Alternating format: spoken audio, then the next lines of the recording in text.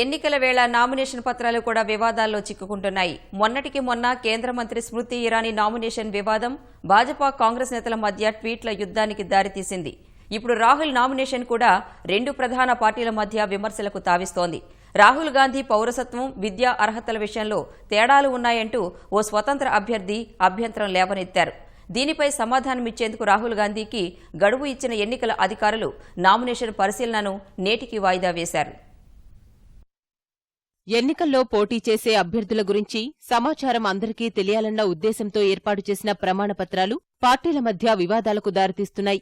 ఎన్నికల నామినేషన్లు దాఖలు చేసే సమయంలో అభ్యర్థులు సమర్పించే ప్రమాణపత్రాలు ప్రత్యర్థి పార్టీలకు అస్త్రాలుగా మారుతున్నాయి. కీలకమైన అభ్యర్థుల నామినేషన్లపై పోటీదారులు ప్రత్యేకంగా దృష్టి సారిస్తున్నారు. ఏమాత్రం లోపాలు కనిపించినా వాటిపై విమర్శలకు సిద్ధమవుతున్నారు.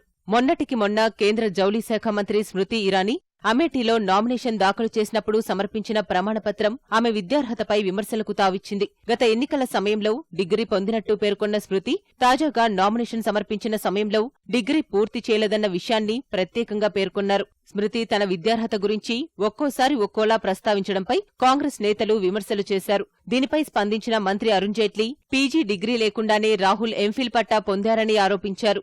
జైట్లీ విమర్శలపై స్పందించిన Congress Cambridge university bachelor degree అర్హతతో ఎంఫిల్ కోర్సు ఆఫర్ చేస్తోందన్న విషయాన్ని తెలుసుకోవాలని చురకలంటించింది. తాజాగా కాంగ్రెస్ అధ్యక్షుడు రాహుల్ గాంధీ అమేఠీ నియోజకవర్గం నుంచి దాఖలు చేసిన నామినేషన్పై ధ్రువ్లాల్ అనే స్వతంత్ర అభ్యర్థి అభ్యంతరాలు లేవనెత్తారు. రాహుల్ ప్రమాణపత్రంలో పేర్కొన్న పౌరసత్వం, విద్యార్హతల్లో తేడాలున్నాయంటూ ఎన్నికల అధికారులకు ఫిర్యాదు చేశారు. రాహుల్ గాంధీ బ్రిటిష్ జాతీయుడని పేర్కొంటున్న బ్రిటన్ నమోదిత కంపెనీ ధ్రువపత్రాలను ఫిర్యాదు చేసిన అభ్యర్థి ధ్రువ్లాల్ న్యాయవాది రవిప్రకాష్ పాత్రికేయులకు చూపారు. ఆ బ్రిటన్ కంపెనీ 5 ఏళ్ల పాటు మనుగడలో ఉందని, లాభాలు కూడా ఆర్జించిందని, ఈ విషయాలను ప్రమాణపత్రంలో పేర్కొనలేదని ధ్రువ్లాల్ న్యాయవాది ఆరోపించారు. రాహుల్ గాంధీ విద్యార్హత పత్రాల్లోనూ తప్పులున్నాయని రవిప్రకాష్ చెబుతున్నారు. కాలేజీ రికార్డుల్లో రౌల్ విన్సీ పేరుతో ఉన్నారని, రాహుల్ గాంధీ పేరుతో ఆయనకు ఎలాంటి విద్యార్హతల సర్టిఫికెట్లు లేవని స్పష్టం చేశారు.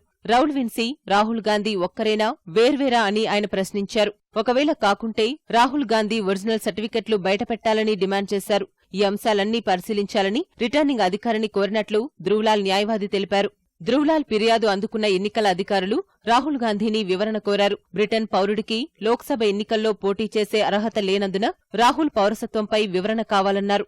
అభ్యంతరాలపై సమాధానమిచ్చేందుకు గడువు కావాలని రాహుల్ గాంధీ న్యాయవాది కోరారు. దీంతో సోమవారం సమాధానం తెలపాలని అమేఠీ రిటర్నింగ్ ఆఫీసర్ తెలిపారు. అభ్యంతరాలపై చట్టబద్దంగా సమాధానం చెబుతామని జిల్లా కాంగ్రెస్ నాయకులు ధీమా వ్యక్తం చేస్తున్నారు. రాహుల్ గాంధీ పౌరసత్వం, విద్యార్హతలపై అభ్యంతరం వ్యక్తం చేస్తూ దాఖలైన ఫిర్యాదుపై భాజపా స్పందించింది. ఫిర్యాదుపై వెంటనే సమాధానం చెప్పకుండా గడువు కోరడాన్ని ఆ పార్టీ నేతలు తప్పుబడుతున్నారు. కాంగ్రెస్ పార్టీ అధ్యక్షుడిపై వచ్చింది తీవ్రమైన ఆరోపణలన్న భాజపా నేతలు రాహుల్ భారత పౌరుడో కాదో తేల్చాలంటున్నారు. 2004లో రాహుల్ పెట్టుబడులు పెట్టిన ఓ బ్రిటిష్ కంపెనీ తన రికార్డుల్లో రాహుల్ను బ్రిటన్ పౌరుడిగా పేర్కొందని చెప్తున్నారు. భారత చట్టాల ప్రకారం ఇతర దేశాల పౌరసత్వం పొందితే భారత పౌరసత్వం పోతుందని గుర్తు చేశారు. 2004 నుంచి 2014 వరకు అనేక ఎన్నికల అఫిడవిట్లలో రాహుల్ గాంధీ అసత్యాలు చెప్పారని భాజపా ఆరోపించింది. కాంగ్రెస్ మేనిఫెస్టో తరహాలో రాహుల్ గాంధీ అర్హతలు, పేర్లు కూడా 5 ఏళ్లకోసారి మారతాయా అని ఎద్దేవా చేసింది.